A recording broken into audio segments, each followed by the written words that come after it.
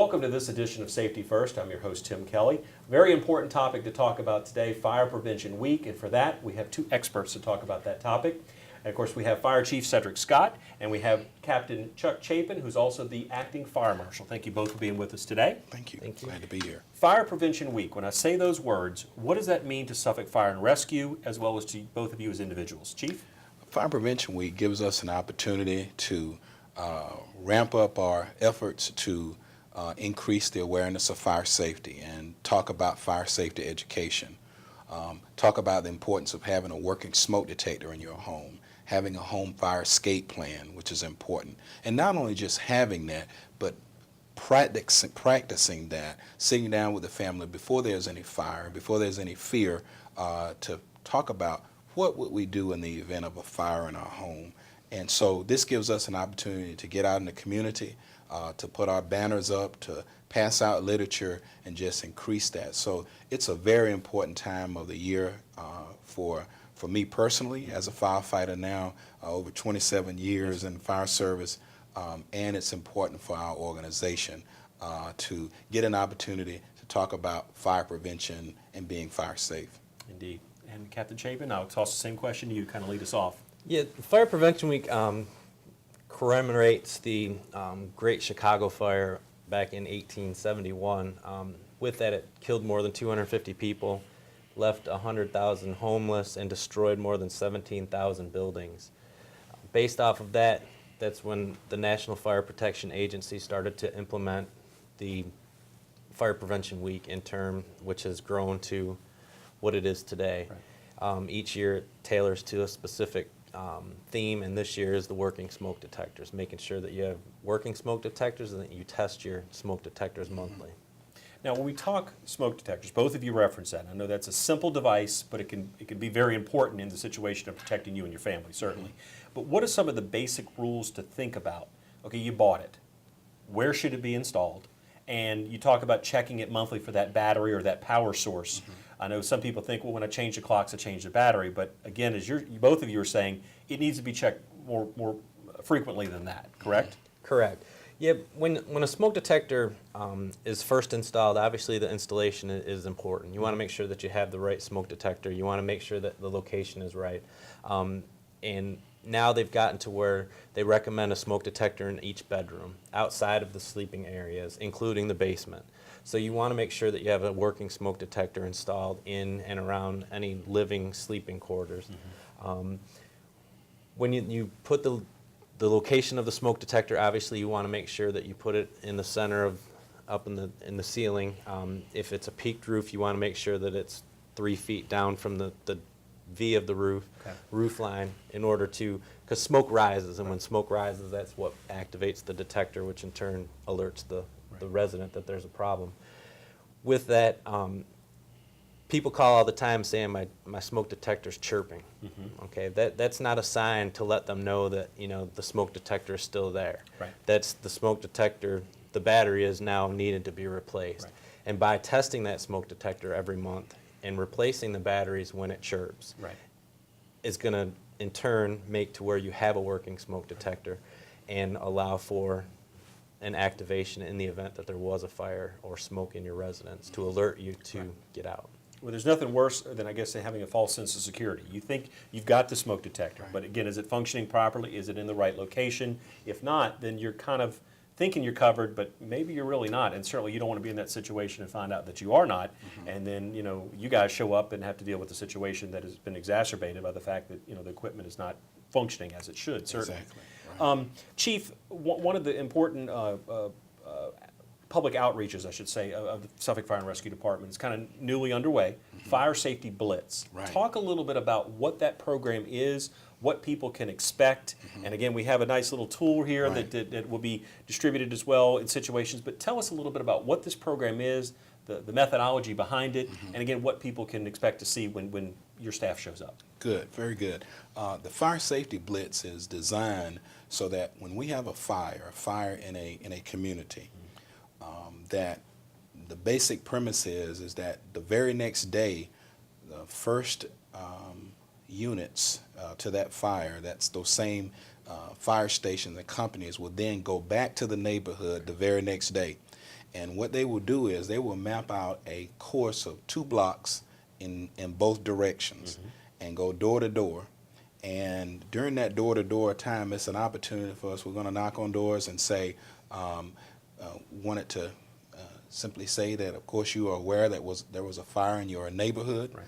And what we'd like to do is talk to you and give you some home fire safety information. So if they're at home, if they're in the residence, Yes, sir. we're gonna give them this card that has information. What do you do?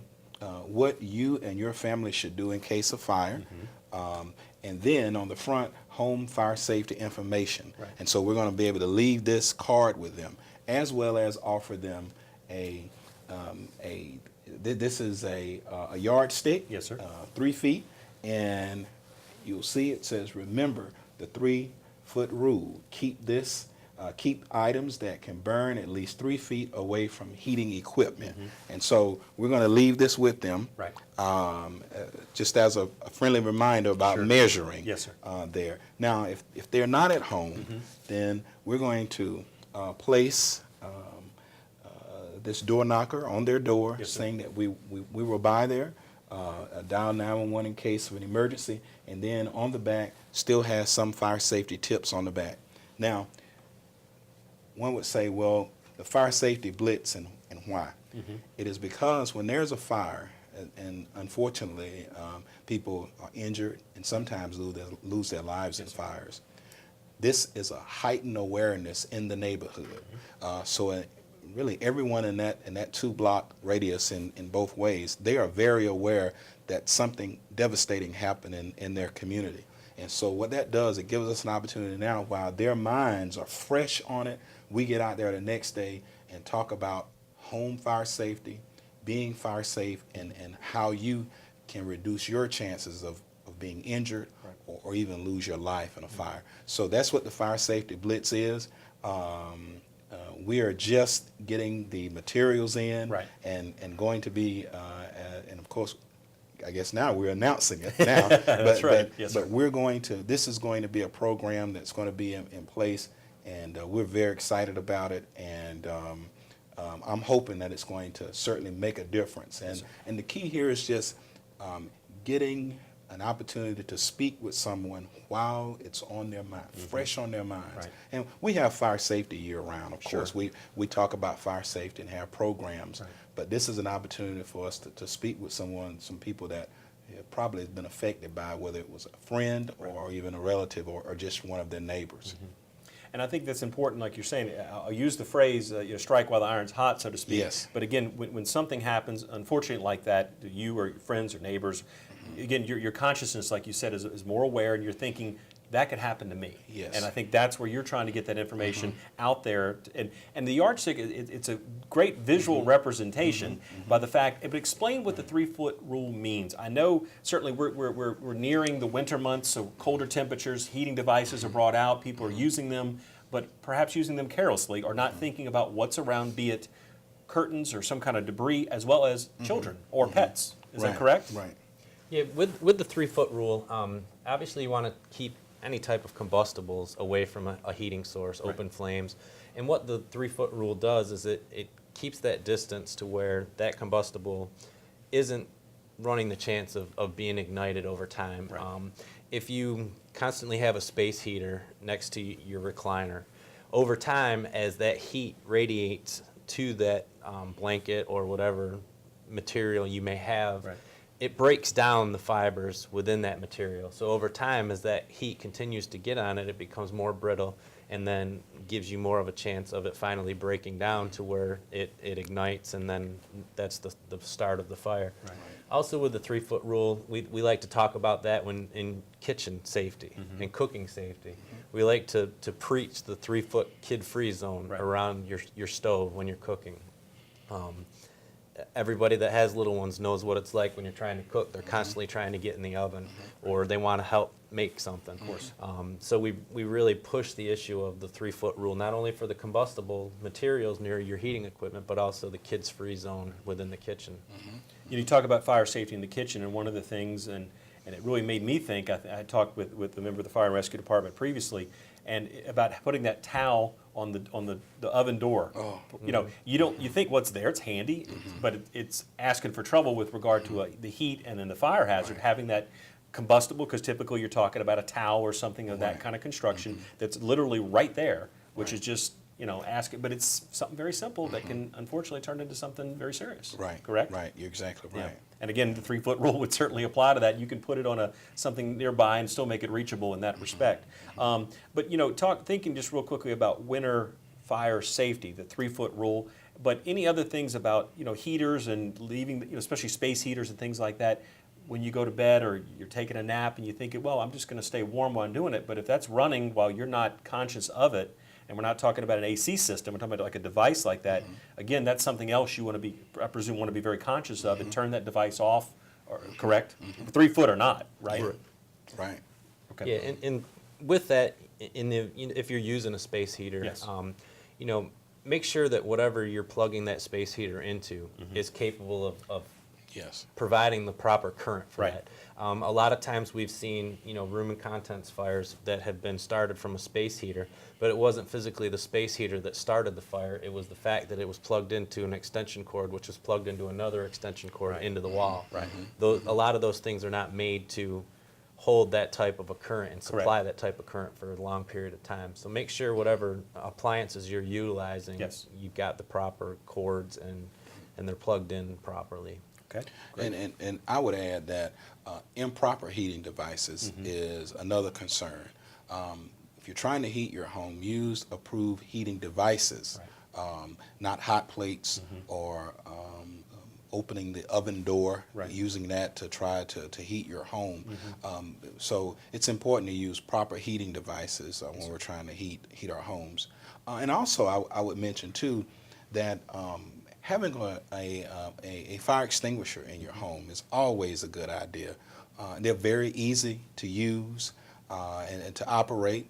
We always remember, as firefighters, we remember PASS, P-A-S-S, which is pull the pin, aim the nozzle, squeeze the trigger, and sweep, sweep, sweep. And I learned that a long time ago. And but it works. Yes, sir. It works. It's very effective. Especially we have fires on our stove tops when we're trying to prepare meals and those kinds of things. So. Yes, sir. Okay. Well, shifting gears just a little bit, I do want to take the opportunity, I should say, but the fact that we have the two experts we have right here today, and certainly talking about Suffolk Fire and Rescue. Chief Scott, the Passport Program, which is another portion of the fire department. Right. Talk a little bit about what that is and what does that mean for someone who's participating in the program? I appreciate you mentioning that, because the Passport program is really an EMS recovery program that we have, and what one needs to do is you would pay $60 a year, and this would cover everyone in your home. Plus, it would cover even someone in a long-term care facility, a nursing home, or an assisted living. It would even cover them as well. Right. And so what this does, that $60 basically says this, that your insurance, whatever your insurance pays, that is what we will accept. Okay. So beyond that, you would not be responsible for any cost beyond that. Yes, sir. So for $60 a year, and I guess to sum it all up, basically, here's what happens. For $60 a year, you agree and we agree that whatever your insurance company pays, that's it. Yes, sir. We won't. And so it's very valuable because it defrays out-of-pocket costs that people have, and we know medical care is that there's a price tag Yes, associated with that. And what I'd like to do is encourage all of our citizens to give us a call at 514-4550, Okay. 514-4550, Yes, sir. and ask us about the Passport program.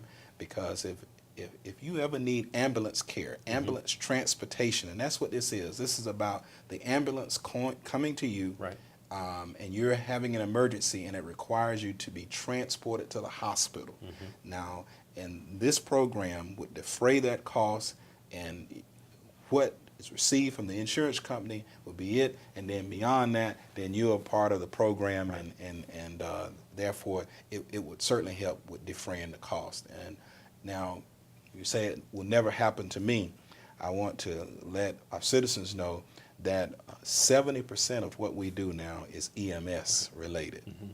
So those ambulances you see on the roads in our city are very busy and responding to emergencies in our community. Now, that's citizens, but also it's available for people who work in the city, because you could have an emergency while you're at work or while you're on your way to work, traveling through our city, and so you too could become a part of the program, even though you're not a resident, but you work in the city, Right. and there's an opportunity for you perhaps to have an emergency while you're here, and you qualify for that program as well. So it's a very easy application process. Please give us a call, Okay. and don't wait until after you have the That's emergency right. and say, I wish I would have Right. gotten into the program. Gotcha. So, So again, that program covers you, so like you said, if you're a resident or working here, anywhere in the city of Suffolk. Anywhere in the As city long of as you're Suffolk. in the program, whether you're driving, at a ball game or That's something right. in the city of Suffolk, you're covered for that $60 as far Exactly. as with any of the costs above insurance, correct? That's right. That's right. Good That's deal. exactly right. $60 a year now. Some Right. some say $60 a month. That's not correct. Right. It is $60 one time per year. Yes, sir. And you and your entire family now, Okay.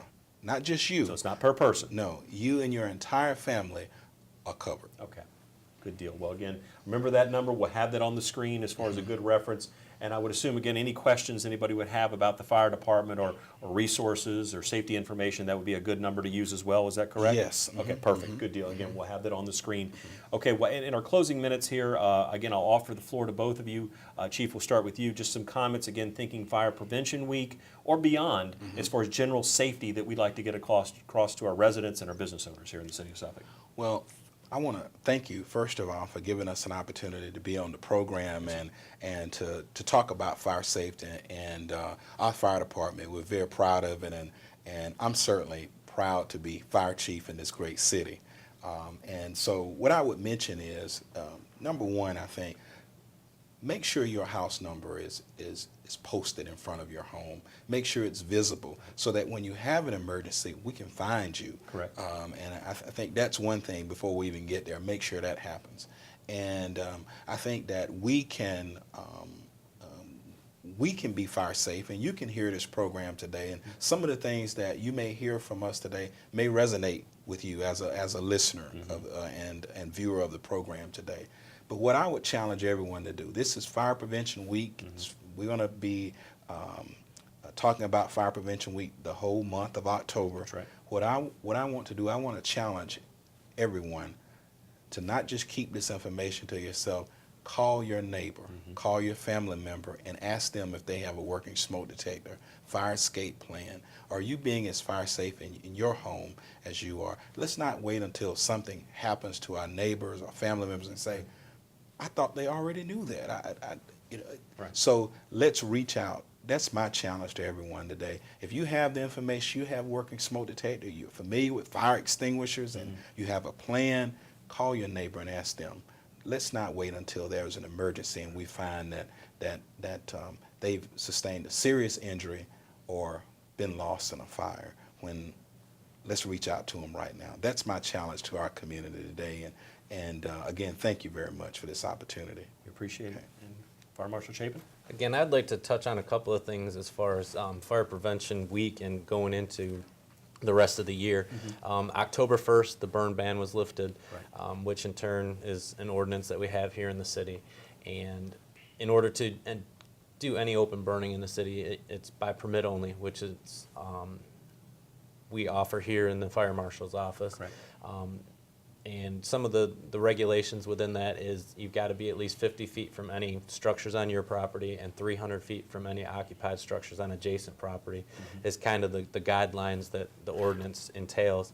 And then from there, it's just contacting the Fire Marshal's office again at the contact information of the 514-4550 Okay. and applying for the permit, and we'll get the permit filled out for them, get them on the burn log, and they can continue to burn from now until February 15th when the 4 p.m. law goes into effect. And, just like any other year, make sure you call and get a permit, because and recreational fires are exempt from that. Okay.